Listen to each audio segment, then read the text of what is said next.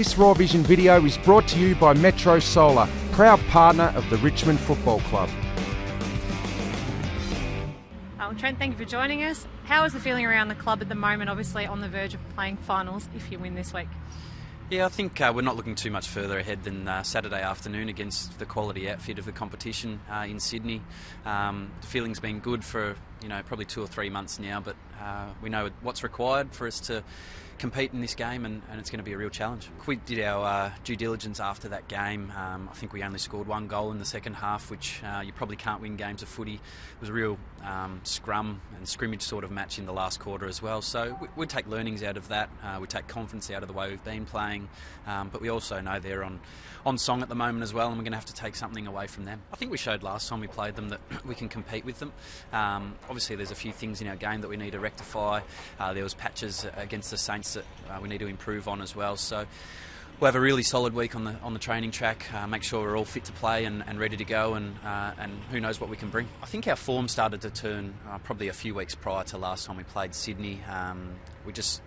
We're really ticking boxes on the track and in games. We'd probably shown signs for 2-3 quarters at a time in the 3 or 4 weeks previous to that game. Obviously the most disappointing game was the Essendon one. That was a real turning point for us, and from there we've been able to string a few wins together, and our consistency in our performances has really gone to a new level, and the challenge for us as a group is to raise that bar again. Your own leadership has been talked about a lot this year, and also about the changes that you've managed to make since that turnaround. How are you feeling now? Look, I've remained pretty positive throughout the year. I knew that it wasn't the way we wanted to start the season.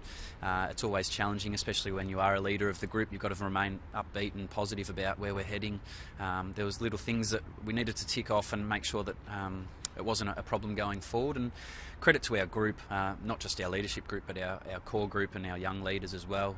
We've all stepped up, and the results are the proof of some hard work and the consistency in our performance. Was there someone in particular that you turned to when there was a bit of criticism about how you were leading the team? Oh no, I think we've got a culture here that we all rely on each other quite heavily, and that's what you want in a footy club. I mean, you talk about all the proud clubs that have been at the top for a long time, and it just seems that their culture is that they can go to anyone and everyone in the side, whether it be one of the coaches or another player, even maybe someone in admin as well. So that's the sort of culture we're trying to drive and strive to be here at Tigerland. Chris Newman's announced he will go on for another season. How influential has he been on your career and your development as captain?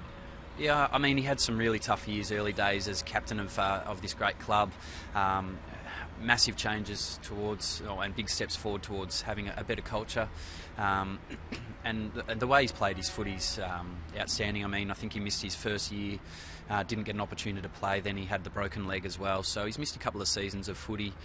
Real credit to him to work through and get to 250 games, and I mean, to play on again is exciting for our group. I mean, not only does he offer something on field, but off field, away from game day, is fantastic for our younger guys and the development of the Matty D's, Matty McDonough's, all the young guys that are coming through and had opportunities but haven't quite cemented their spot. I think if you spoke to every captain in the AFL, they've had times where it's been challenging, but the reality is if you've got the right people around you, it makes your job a lot easier, and that's what we probably started off as a pretty young group, and we've really grown together, and that's been fantastic. We've got a good mix of personalities, all different ages, and we're really coming together as a group, and the great thing is that our whole football group are behind us, and that gives you confidence to make good decisions.